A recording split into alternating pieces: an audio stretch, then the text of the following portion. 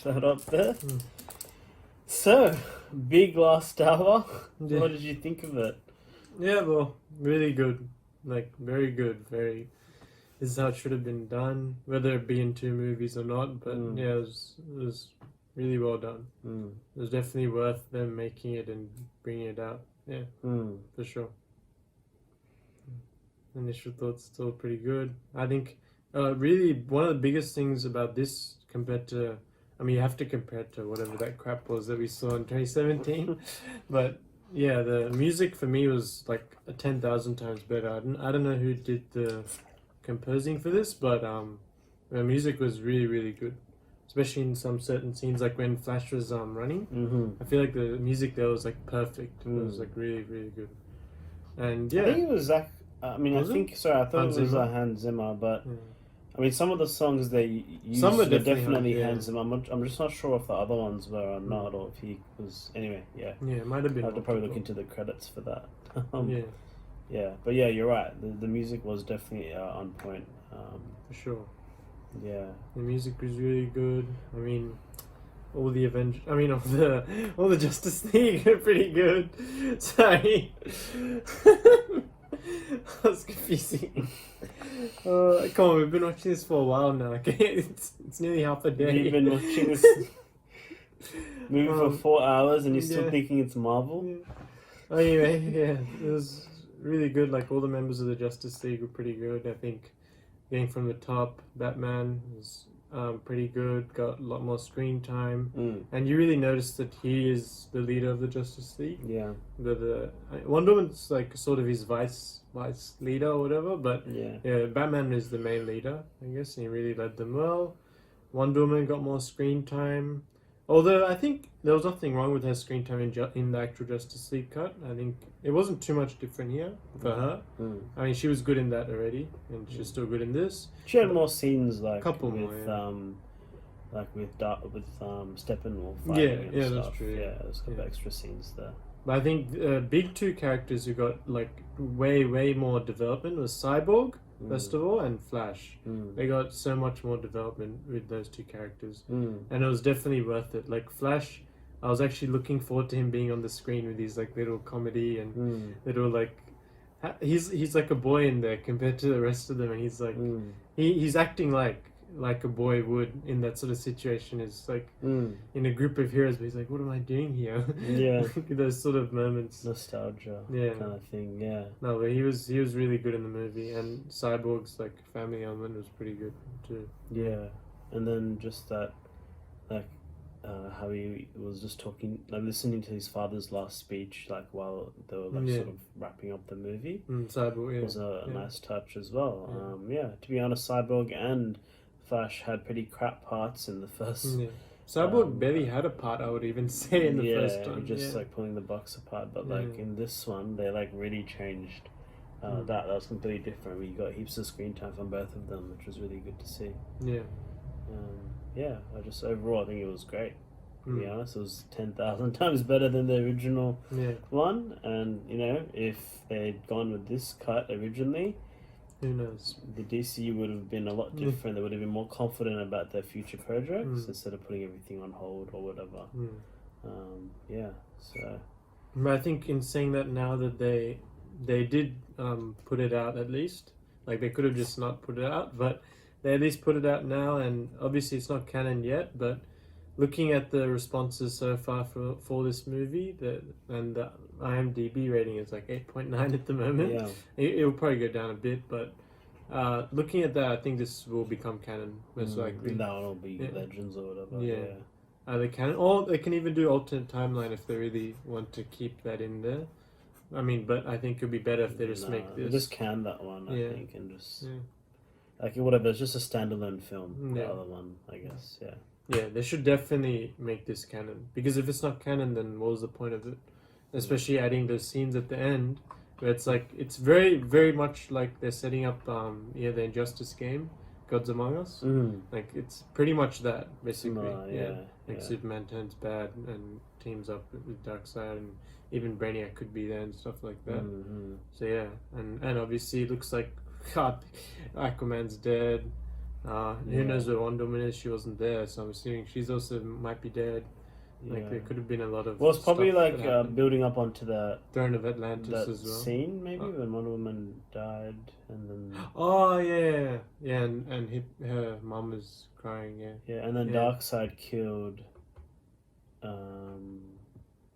Aquaman, right? In that scene? Yes, I thought he did. Yeah. Oh, the one the Cyborg saw. Yeah. So it's like a continuation of that scene from what I gathered to Batman's vision. Because, Wonder Woman was dead, and then Aquaman got killed. So that explains why Mira was there. Yeah, exactly. Yeah. All the side characters were good. Obviously, we saw, some more Mira, some more, forget Willem Dafoe's character. But Willem Dafoe's character was in a bit more. Obviously, Cyborg's dad got a lot bigger part. Was Silas, isn't it? Silas Stone.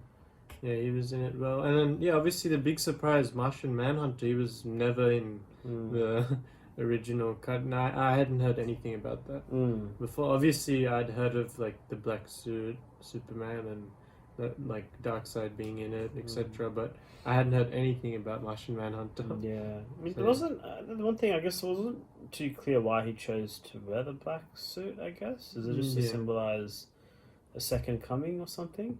Because I thought in that last scene that we saw, he was back to his original. He was back to his original outfit. Anyways, I just thought it was interesting. He went back to that outfit, to original. While he turned to the dark side or whatever. So Martian Manhunter is obviously part of them too. No signs of a new Green Lantern. Which I thought they would mention. I don't know. I thought we obviously saw the older ones, but we didn't see. We saw two older ones. Didn't we? Two. We saw one in the dead. Actually, maybe no. But was the dead scene a human lantern? I felt like it wasn't. It looked like it was an alien Green Lantern. Like you know how we saw a dead one, like in the when Cyborg looks into the future. Yeah, no, that looked like an alien one too. Yeah, I think it was an alien. So looks like they've gone through like 20 different lanterns in that period of time. Yeah, I don't know. Because I know in Injustice Gods Among Us, Green Lantern does get killed? I can't remember. Yeah, if thinking of a similar story. I think he does get killed. I remember Superman chokes Shazam to death. That was a pretty gruesome scene. Yeah. But yeah, there's obviously all those things. Martian Manhunter. And then that links up well with the scene, but I can't remember what movie we even saw it in, where the Flash came and said it's all. BVS. Batman vs Superman. Was it? Yeah, where he was like, oh, it's on Lois. Yeah. Something like that. And I felt like the last scene in the epilogue, it looked like when Flash was running, he disappeared at the end there. Yeah. So are we assuming that he went to the future in that horrible timeline, or is he in Flashpoint, like, and that'll be like the start of his own movie? Because his own movie is already confirmed. I think they might have started shooting already. So obviously, I'm assuming the bad guy for that will be Reverse Flash, because that is his main bad guy usually. And maybe like that, him disappearing might be Flashpoint Paradox, like them making a live movie of that. Because obviously you've seen the animated ones, which was really good, to be honest. I really enjoyed that movie. And I think, because especially giving the characters like Cyborg and Flash these more character development, it really wants us to actually see a movie about them. Well, before I was like, I don't care if I see Cyborg again. Yeah. I don't care about it because I don't even know what he is or who he does. But I wouldn't mind seeing a Cyborg movie, a Flash movie for sure. I really want to see a Flash movie. I think it'd be good. Obviously, I would have wanted to see a Batman standalone, maybe prequel, like to see how Robin died and all that. It seemed like Joker killed him. Like, then send a boy to do a man's job and things like that. I would have wanted to see that maybe, but obviously I think Ben Affleck's, I don't know what's going on there, if he's in DC anymore. Not really sure. Yeah, well, if they do another Justice League, he'll have to be in it. So I don't know. I don't know how they're gonna handle that. Anyway, I mean, we didn't even know if what they're gonna do with the future of Justice League in general. So. But they should definitely go with this. And they even set up later on, like Darkseid said, we're gonna come now, like soon, whenever that is. Yeah. So obviously they set everything up. Like even in the first movie, they didn't really like set up anything. Mm. All we saw was Steppenwolf's like body going up the boom tube. That was it. So Yeah. that's it. Game So, over. yeah.